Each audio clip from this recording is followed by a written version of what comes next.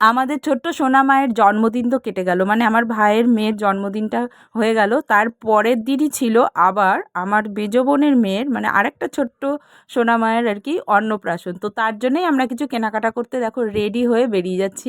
আমি, আমার ভাইয়ের বউ, আমার ছোটো বোন আর ভাই, আমরা চারজন মিলে বেরোচ্ছি আর কি। কিছু কেনাকাটাও করব, ঘুরবো ফিরবো, মজা করব। তো সবাই ঠিক করলাম সন্ধেবেলা একদম রেডি হয়ে বেরিয়ে পড়েছি, যাচ্ছি হচ্ছে অটো স্ট্যান্ডের দিকে। তো অটো স্ট্যান্ডের সামনে গিয়ে তো দেখলাম যে বেশ ভালোই দুখানা অটো দাঁড়িয়ে রয়েছে। তো আমি বললাম যে যাক তাড়াতাড়ি পৌঁছানো যাবে, তো ওয়েট করছিল হয়তো আমাদেরই জন্য।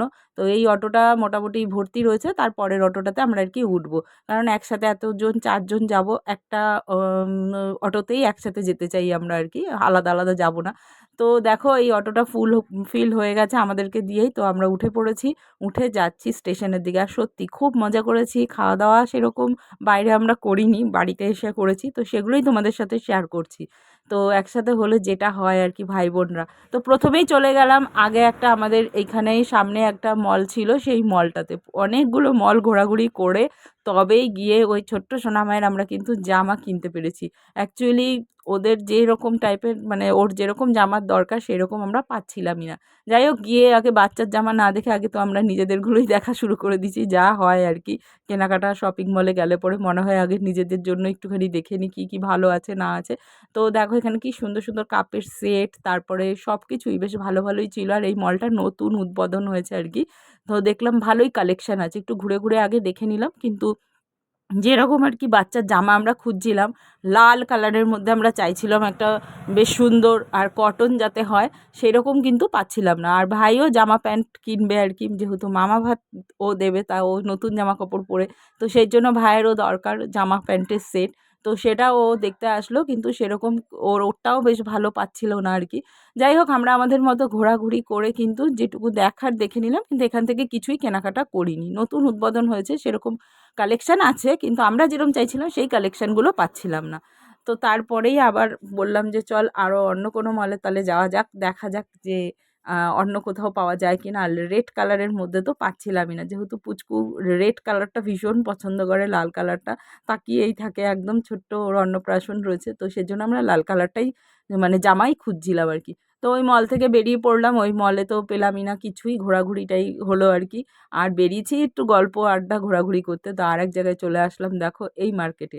এই মার্কেটে বাচ্চাদের ড্রেস কিন্তু প্রচুর আছে কালেকশন, কিন্তু কটনের কালেকশনটা পাইনি, এটাই হচ্ছে সমস্যা। একটা জায়গায় তো একরকম পাচ্ছি, তো আর এক রকম পাচ্ছি না। তো তারা তো জোর করে বলছে যে না এগুলো অন্নপ্রাশনের জন্যই। তো দেখো এই জামাটা রেড কালারের অসাধারণ, জামাটা সত্যিই সুন্দর, কিন্তু গরম প্রচণ্ড লাগবে এটা পরলে, যতই ভেতরে কটনের লাইনিং দেওয়া রয়েছে বলছে, কিন্তু আমাদের যেন মনে হচ্ছে গরম লাগবে। আর এই হোয়াইট কালারটাও কি সুন্দর, তাই না? তোমাদের কোনটা বেশি ভালো লাগছে অবশ্যই কমেন্ট করো কিন্তু।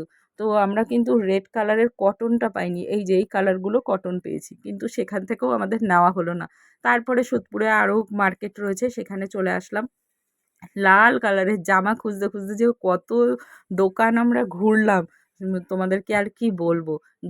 আমরা চাইছিলাম লালের মধ্যে চিকনকারির কাজ করা থাকবে এরকম। তারপরেই দেখো দাদাভাই চলে এসছে, ফোন করলো আমাদেরকে, বললো তোমরা কোথায়? দাদাভাই কাজের থেকে ফিরছিল, তো বললো আমিও আসছি। তা বললাম চলে আসো। তো একসাথেই পরের দিনই অনুষ্ঠান যেহেতু রয়েছে, তো দাদাভাই কাজ থেকে একদম আমাদের সাথে বোনের বাড়িতেই যাবে। তো লাস্টে আমরা বললাম হাঁপিয়ে গেছি, তো চলো কি খাওয়া যায়। তো লস্যির দোকানে এসে দাঁড়িয়ে পড়েছি, ভিড় দেখো লস্যির দোকানে, প্রচণ্ড গরম, সবার গলা শুকিয়ে গেছে। তো সবাই একটা করে লস্যি হাতে নিয়ে নিচ্ছি। তো ঠান্ডা ঠান্ডা লস্যিটা খেয়ে কিন্তু ভালোই তৃপ্তি পেয়েছি আর কি ওই সময়টা। আর বাড়িতে এই দেখো আমার ভাইয়ের বউকে বলছে প্রাণটা ফিরে পেলাম, সত্যি এত গরম লাগছিল কি বলবো। আসলে অনেকক্ষণ ধরে তো ঘুরছি না আমরা সবাই মিলে, এই জামা প্যান্ট বাচ্চাদের জামা কিনতে গিয়ে কিন্তু বেশি হয়রানি হতে হচ্ছে যা দেখলাম। বড়দের আমরা ভাবি আমাদেরই পছন্দ হয় না, কিন্তু তা না, বাচ্চাদের পাওয়াটাও খুব মুশকিলের। তো এরকম করে ঘোরাঘুরি করতে করতে মোটামুটি পেয়েই গেছি লাস্ট অবধি আর কি, রেডের মধ্যেই পেয়েছি আর কি। আর কটনও পেয়েছি। তো আমার ভাইয়ের বউর দেখো একটা ওড়না পছন্দ হয়ে গেছে, ওখানে দাঁড়িয়ে বিক্রি করছিল একজন, তো সে একটা ওড়না লাল কালারের নিয়ে নিল। আর আমরা সবাই মিলে ওখানে অনেকক্ষণ ধরে দাঁড়িয়ে ওই লস্যিটা খেয়ে গল্প টল্প করছিলাম। তো দাদাভাই বললো যে তোমরা যদি আর অন্য কিছু খেতে চাও তো বলতে পারো। তা আমরা বললাম যে না, আসলে অ্যাকচুয়ালি বেলা করে খাওয়া দাওয়া হয়েছে, তো সেই জন্য ইচ্ছেই করছে না যে বাইরের আর অন্য কোনো খাবার খাই। তো বললাম যদি খাবার হয় তো বাড়ি গিয়ে খাবো। তো দেখো তারপরেই আমরা উঠে পড়লাম অটোতে একসাথে, আবার সবাই মিলে ওখান থেকে অটো করে একদম বোনের বাড়ির সামনে গিয়েই নামবো।